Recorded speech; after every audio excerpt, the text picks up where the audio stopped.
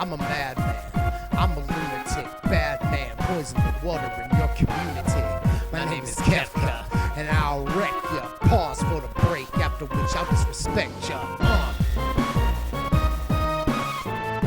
What is up, my witches, wizards, and warlocks? Dev from the place down there, and it is Halloween, my favorite time of the year by a million. Halloween is easily the best holiday ever. Shut up if you think any other holiday is awesome, because Halloween is it. Yay, Halloween. That means that we get to do a theme deck, a zombie deck for standard. Somebody finally did it, right? This is something we've gotten requests for in the past, but since it's Halloween, I couldn't resist. Could not resist the idea of a zombie deck, and turns out it's actually kind of good, so let's check it out. Before you ask why I'm not dressed as anything for Halloween, I am Seth Rogen. We're playing 31 creatures in our zombie deck. Here's the catch. 10 of them aren't zombies, you know, but we need a supporting cast. We are playing still over 20 zombies, which is definitely enough to make Risen Executioner important. So don't worry about Risen Executioner, he's there. And this card actually supports Risen Executioner, our first non-zombie. 3 copies of Bloodsoaked Champion, very, very important for the synergy of the deck. He's not going to be in the graveyard very, very often, and that helps you play Risen Executioner out of the graveyard for cheaper. And we got a couple other tricks up our sleeve with Bloodsoaked Champion, yes, but we really need recursive creatures like this. He feels like an honorary zombie to me anyway. Here's a zombie. 4 copies of Shambling Goblin, which is a much better one-drop than I ever thought it would be. You know, I started off with just 2 copies of Shambling Goblin in the deck, but it proved to be very, very important. It can often take out their 2-drop and help us get a little bit later in the game if that's what we needed to do, you know, and it really keeps them from swinging in early game, especially if they're playing with a lot of 1-toughness creatures, because you can 2-for-1 them sometimes. It's not very often, but it'll at least keep them from swinging. And it's sometimes combat math that gets skipped over, you know. You'll chump block a big guy with your Shambling Goblin, and then help, when he dies, finish off something that one of your other creatures is blocking. Although, blocking is a bit of a problem for the deck. We are playing 3 creatures that cannot block. So, this helps us block, you know. If nothing else, it's a chump blocker that can sometimes take out 2 things if they don't see the math the right way. So, Shambling Goblin has been pretty darn good to me, honestly. Another non-zombie real quick. There's 3 copies of Despoiler of Souls in the deck. This also feels like an honorary zombie right here, right? This is important, again, because of Risen Executioner. We're trying to keep creatures out of our graveyard so that we can play Risen Executioner for as cheap as possible at all points in the game, right? Out of our graveyard. So, even though Risen Executioner doesn't buff this, Risen Executioner is really the only thing in the deck that benefits us playing zombies at all, you know? It's just, other than that, we just play a bunch of zombies. So it's not that important that we play a ton of them, and this card and Bloodsoaked Champion support Risen Executioner really, really well. Again, it cannot block, and neither can Risen Executioner, and neither can Bloodsoaked Champion. So we're trying to be a little aggressive here, and Despoiler of Souls actually helps us out with that. You know, second turn 3-power guy is really good against decks that are low on creatures, control especially, you know, and this keeps coming back. Even if they counter your dudes or remove your dudes, it can keep coming back, and that's a nightmare for some decks. So the card is very good, and I think just because of its odd synergy with Risen Executioner, it's worth including. Here's a zombie. 4 copies of Sultai Emissary here, which has again been really good. It sucks, you know, it's a 2-mana 1/1 guy, you know. That sucks, but you're sort of getting 3 power out of this. You just have to, it's a replacement effect. You have to wait for it to die, and in this deck it will probably die, either by chump blocking or being sacrificed in Nantuko Husk or something like that. It will more than likely die, and there's plenty of things that we wouldn't mind flipping over after manifest. So, Sultai Emissary, always good. Yet another card that helps us get into the mid-game where we're a little bit more comfortable and can do some tricks. Our last non-zombie creature here, and I'll pair it with a zombie just to make you feel better. 4 copies of Zulaport Cutthroat over here, and 2 copies of Nantuko Husk. Now you kind of see what we're doing. It's sort of aristocrats light in this deck, and Zulaport Cutthroat forms an awesome engine with cards like Bloodsoaked Champion, Despoiler of Souls, Risen Executioner that keep coming back, dying, coming back, dying, you know. There are turns where you can set up some really interesting sort of inevitability engines. If you have a Husk out and a Zulaport Cutthroat, then any of these other creatures that you can bring back from the graveyard easily, you're actually guaranteed to do a damage or 2 every single turn, you know? And I know that Despoiler's resources will run out eventually, but in that case, you'll be able to play Risen Executioner more easily. So the deck has a lot of little synergies in it, and Zulaport Cutthroat is kind of a key piece in the deck because your dudes are going to be dying a lot. Some of them are designed to die. We just saw Sultai Emissary, so, I mean, and we're coming up on a card here that exploits creatures, and another one later that exploits creatures. creatures, so our creatures are going to be dying, and Zulaport Cutthroat capitalizes on that very well.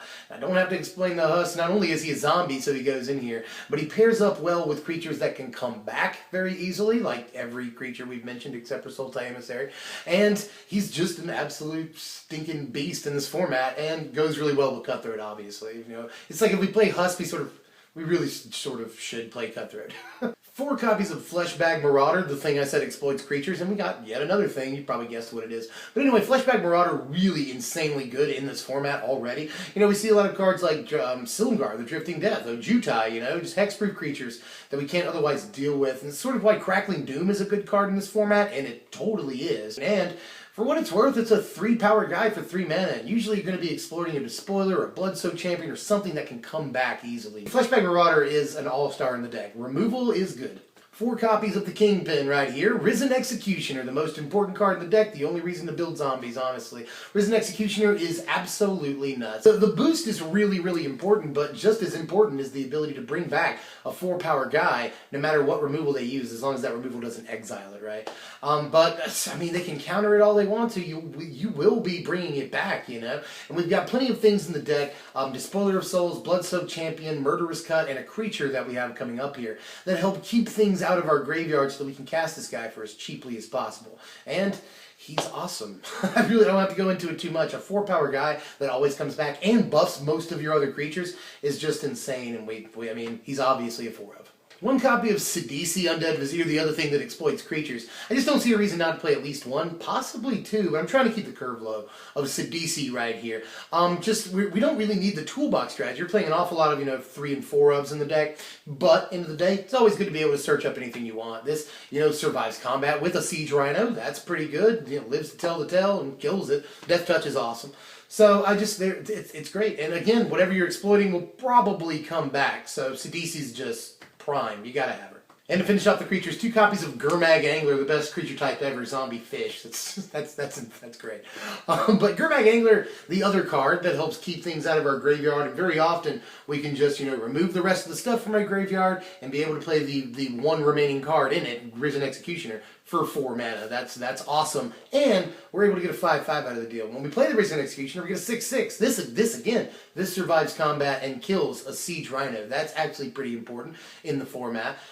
So again, Gurmag Angler is just insane for a couple of reasons. It's a big body that can end up being very cheap for you and makes Risen Executioner cheaper to play and is buffed by Executioner. So at least 2 copies of Angler. Card is really good. Just 6 spells in the deck, and here's some removal mostly. We're playing 3 copies of Bone Splinters, 1 copy of Ultimate Price, and 1 copy of Murderous Cut. Now, I could see taking out a Bone Splinters maybe and adding an Nantuko Husk if that was your preference. But so far, this has worked for me. I like that when we sacrifice a guy, we can, A, get that guy back 9 times out of 10, and just kill a freaking guy. That's killing a creature for 1 mana is great, and especially in this deck when we're able to bring like most of our dudes back somehow. That's absolutely insane, and Bone Splinters may even be a 4 of in this deck. Obviously, Ultimate Price is just sort of early game removal for us, which is important, and a lot of the decks in the format will place, you know, monocolored creatures that are important. So still to this day, so Ultimate Price is still an important card. Murderous Cut helps get things out of our graveyard for Risen Executioner and kills the guy. It's one of the best removal pieces in the format. I don't see why we wouldn't play it here. And for the hell of it, 1 copy of Cruel Revival in the deck, which is actually really good. Cruel Revival is awesome when you can kill one of their dudes and get back usually a Fleshbag Marauder or even a Risen Executioner. There are times where you do that.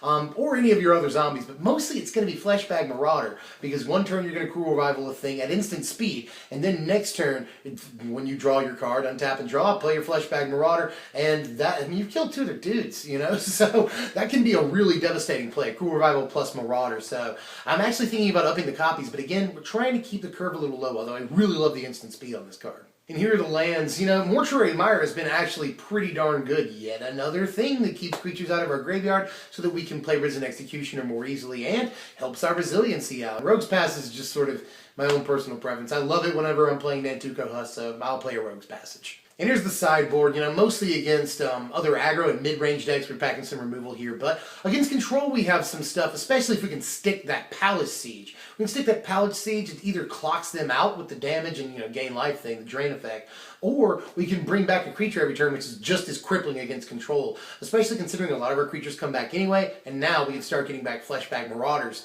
for when they play their big dragons that we can't target otherwise, so that's pretty cool. Helps us get back literally everything. Zulaport Cutthroat is important too with Palace Siege. This Palace Siege, when you can resolve it, is an insane card in the late game. And here are our power rankings. A final score of 55, which seems low, but it's just fine, honestly. The deck is fairly competitive because of its high resiliency and its high synergy, The deck has a lot of little synergies going for it, with Risen Executioner and vis-a-vis Bloodsoaked Champion and Despoiler of Souls, and just, it's got a lot going on. Gurmag Angler, being able to get cards out of your graveyard to play Risen Executioner. It all sort of centers around Executioner, and there's a lot of little synergies with Zulaport Cutthroat, too, and Nantuko Husk. So, just a lot of the cards synergize with one another, making the synergies very, very strong. And its resilience is high because we're playing Bloodsoaked Champion, Despoiler of Souls, Risen Executioner, so many cards that come back after they die to removal that it can really be hard for especially control-based decks to do anything about this. Not to mention that decks that play mass removal, if we've got a Zulaport Cutthroat out, it can sometimes deal 3 or 4 damage to them when all of our creatures die. They don't want that either. So we are very strong in some areas against control decks, surprisingly.